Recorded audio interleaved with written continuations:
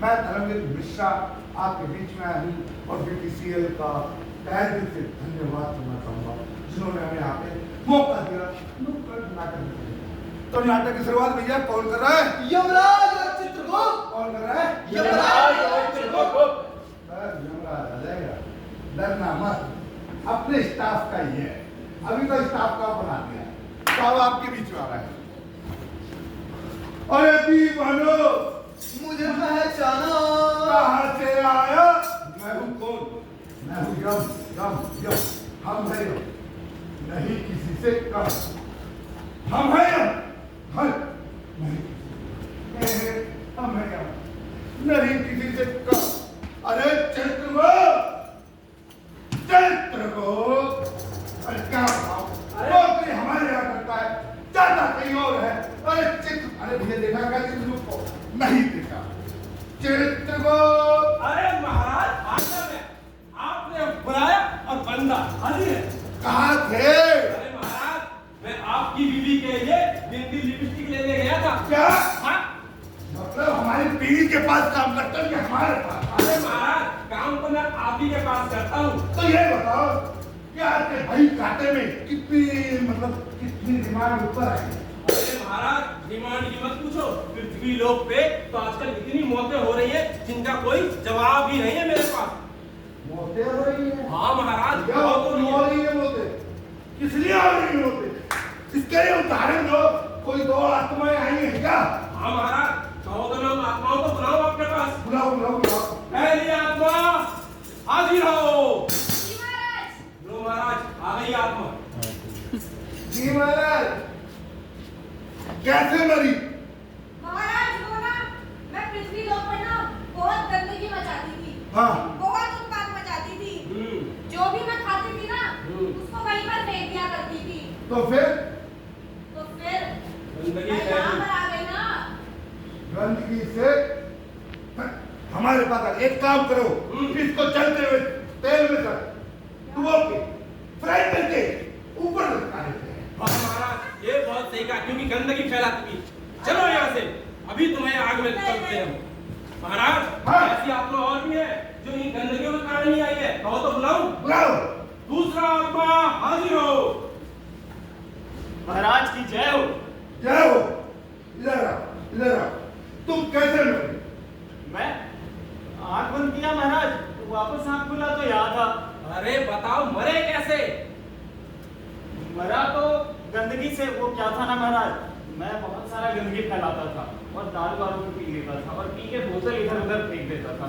तो मैं हो गया बीमार क्योंकि मच्छर ने काट लिया मुझे। और जैसे ही मैं इलाज करवाने के लिए बाहर जा रहा था डॉक्टर के पास, तो वो शीशा मेरे पैर में पड़ गया और इन्फेक्शन हो गई महाराज। फिर मैं मर गया महाराज, और यही था महाराज जो लेके आया मुझे।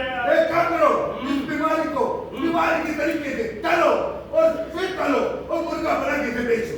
चलो यहाँ से महाराज।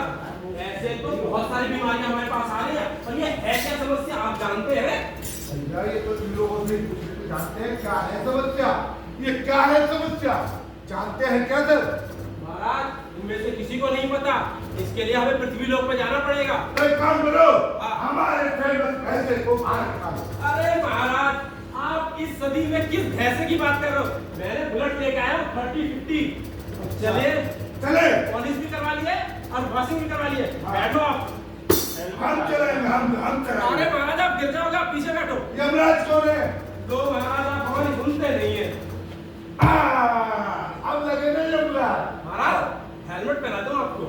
हाँ चलो। हाँ हाँ चलो महाराज।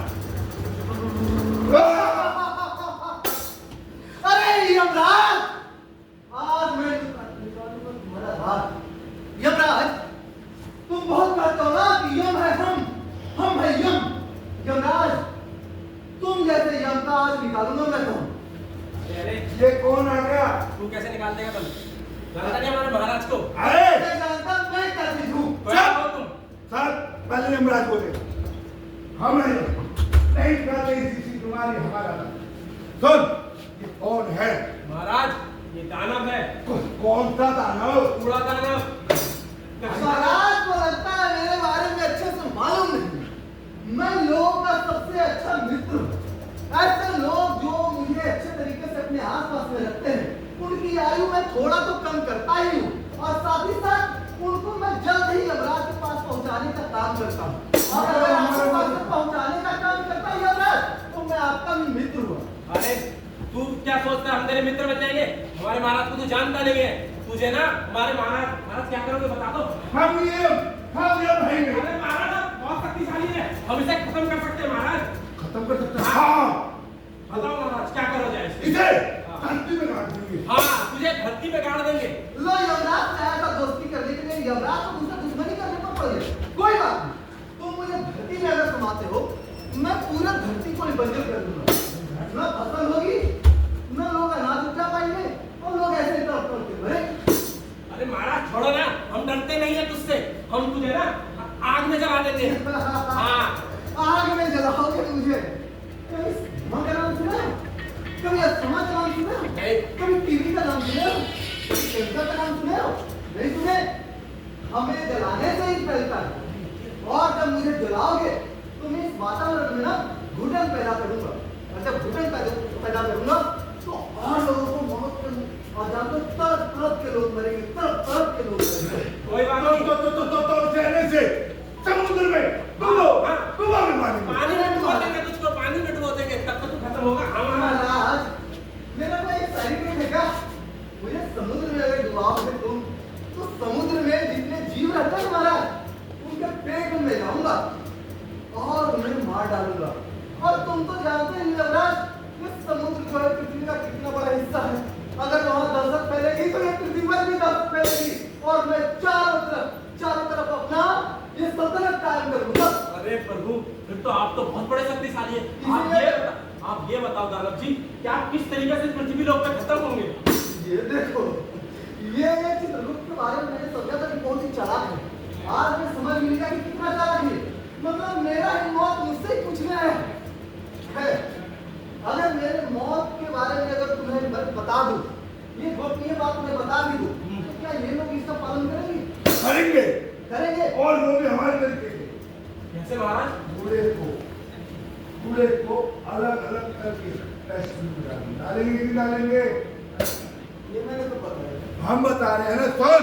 अच्छा। हम हैं हम नहीं किसी से कम।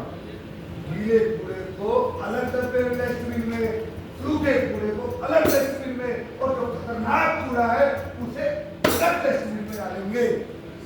महाराज इससे यमराज को इससे तो मालूम चलता है कि भविष्य की जानकारी तो है, मैंने बताया भी नहीं और यमराज को जानकारी हो गई।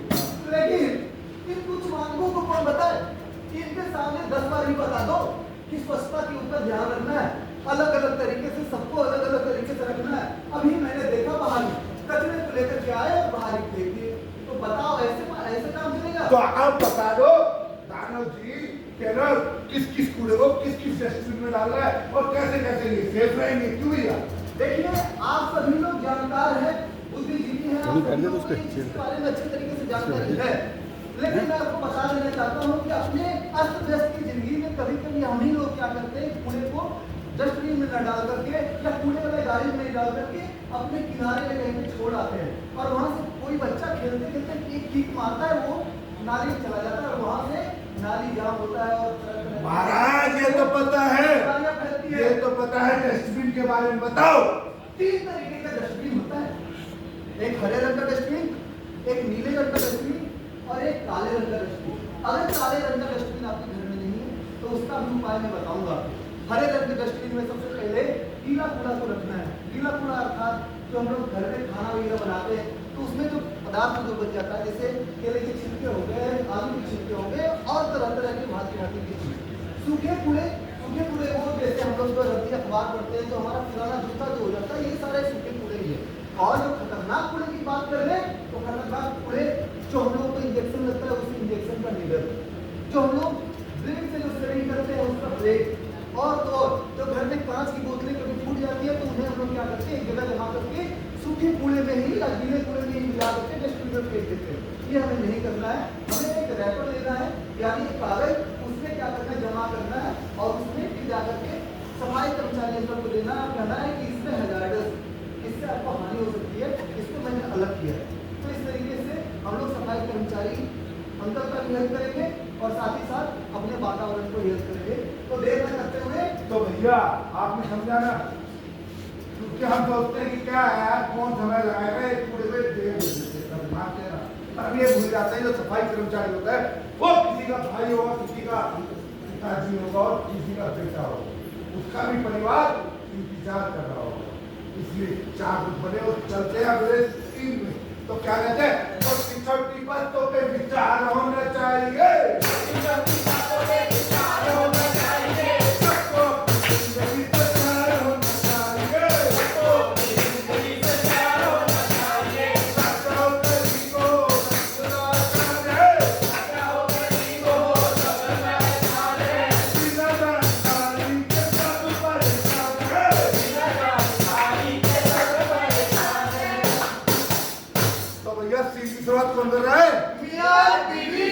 घर की कहानी जो सब देखते थे, साथ निभाना, लेकिन इन्होंने अक्सर सीरियल अब दिखाते हैं अपनी सीन।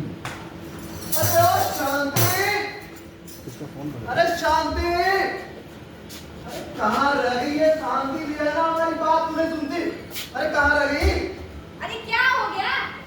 अरे शांति देखो, हमें जाना है ऑफिस और बज चुका है यहाँ पर 11 और पता नहीं बॉस कहाँ से किस गुस्से को मेरे ऊपर उतारकर जल्दी से मेरा लंच बॉक्स पैक करो और चला मैं। देखो तुम ना रोज में अपनी चिट्ठी मत किया करो, देखो ना दिमाग खराब होता है बहुत ज्यादा।